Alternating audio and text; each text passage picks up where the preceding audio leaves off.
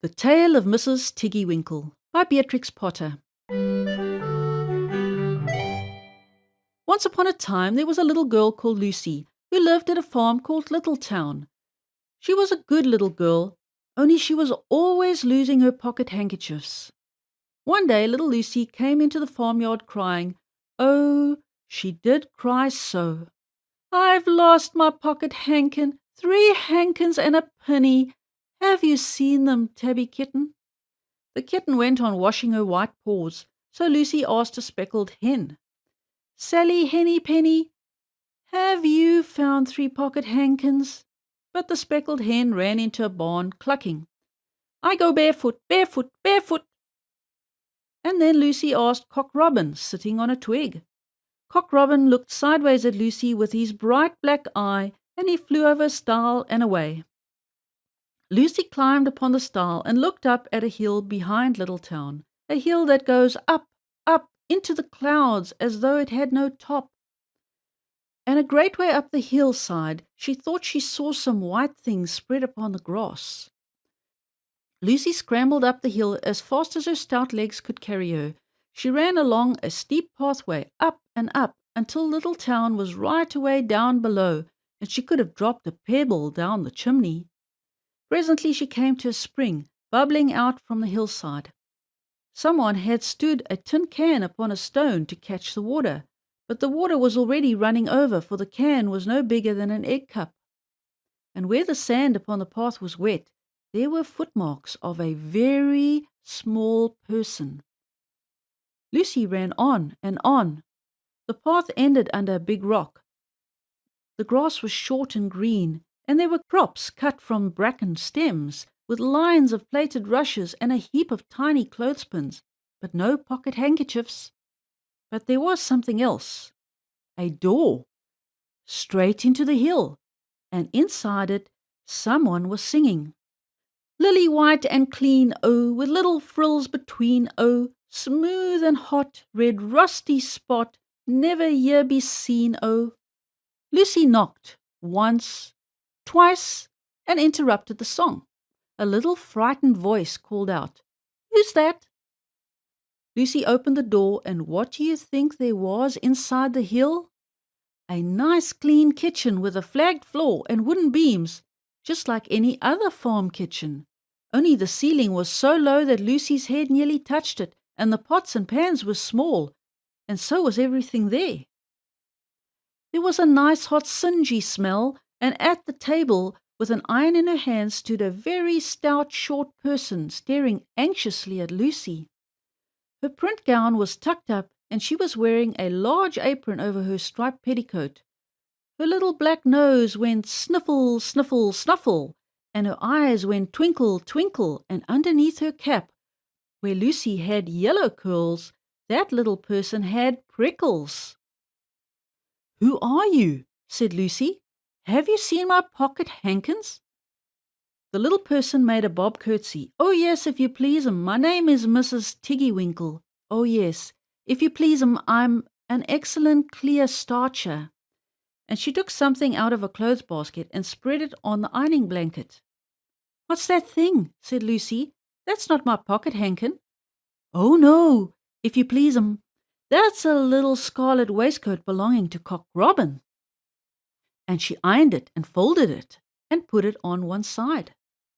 Then she took something else off a clothes horse. "That isn't my penny," said Lucie. "Oh no, if you please 'em, that's a damask tablecloth belonging to Jenny Wren. Look how it's stained with currant wine. It's very bad to wash," said Mrs Tiggy-winkle. Mrs Tiggy-winkle's nose went sniffle, sniffle, snuffle, and her eyes went twinkle, twinkle, and she fetched another hot iron from the fire. "There's one of my pocket hankins," cried Lucie, "and there's my penny." Mrs Tiggy-winkle ironed it and goffered it and shook out the frills. "Oh, that is lovely," said Lucie. "And what are those long yellow things with fingers like gloves?" "Oh, that's a pair of stockings belonging to Sally Henny-penny. Look how she's worn the heels out with scratching in the yard. She'll very soon go barefoot," said Mrs Tiggy-winkle. "Why, there's another handkerchief, but it isn't mine. It's red." "Oh no, if you please 'em. That one belongs to old Mrs. Rabbit, and it did so smell of onions. I've had to wash it separately. I can't get out the smell." "There's another one of mine," said Lucie.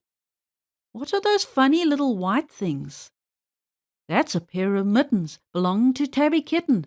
I only have to iron them. She washes them herself." "There's my last pocket hankins," said Lucie. "And what are you dipping into the basin of starch?" "They're little dicky shirt fronts belonging to Tom Titmouse." "Most terrible particular," said Mrs. Tiggy-Winkle. "Now I've finished my ironing, I'm going to air some clothes." "What are these dear, soft, fluffy things?" said Lucie. "Oh, those are woolly coats belonging to the little lambs at Shelgull." "Will their jackets take off?" asked Lucie. "Oh yes, if you please 'em. Look at the sheep mark on the shoulder. And here's one marked for Gatesgarth, and 3 that come from Littletown." "They're always marked at washing," said Mrs. Tiggy-Winkle. And she hung up all sorts and sizes of clothes, small brown coats of mice, and one velvety black moleskin waistcoat, and a red tailcoat with no tail belonging to Squirrel Nutkin, and a very much shrunk blue jacket belonging to Peter Rabbit, and a petticoat, not marked, that had gone lost in the washing, and at last the basket was empty.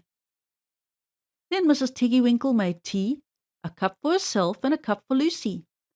They sat beside the fire on a bench and looked sideways at one another. Mrs. Tiggy-Winkle's hand holding the teacup was very, very brown and very, very wrinkly with the soapsuds, and all through her gown and her cap there were hairpins sticking wrong end out, so that Lucie didn't like to sit too near to her.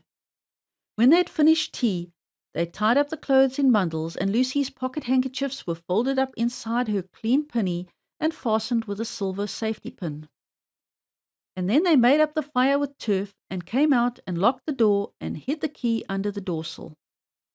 Then away down the hill trotted Lucie and Mrs. Tiggy-Winkle with the bundles of clothes.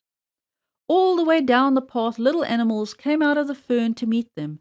The very first that they met were Peter Rabbit and Benjamin Bunny. And she gave them their nice clean clothes, and all the little animals and birds were so very much obliged to dear Mrs. Tiggy-Winkle. So that at the bottom of the hill, when they came to the stile, there was nothing left to carry except Lucie's one little bundle.